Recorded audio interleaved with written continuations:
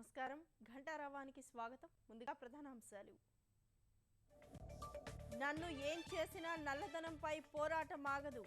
దేశ ప్రజలంతా మద్దతు ఇవ్వాలని కోరిన ప్రధాని మోదీ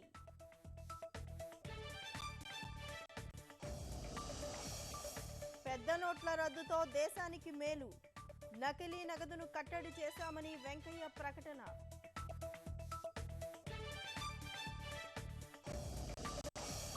సాయంత్రమైన బ్యాంకుల దగ్గర తగ్గని రద్దీ నోట్ల మార్పిడి కోసం వస్తూనే ఉన్న జనం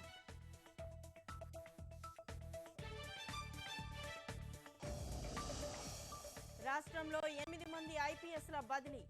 ఆర్టీసీ ఎండీగా ఎం మాలకొండయ్య నియామకం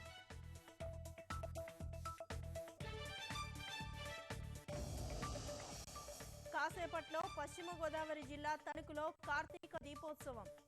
ఈటీవీ ఆంధ్రప్రదేశ్ ఆధ్వర్యంలో వేడుక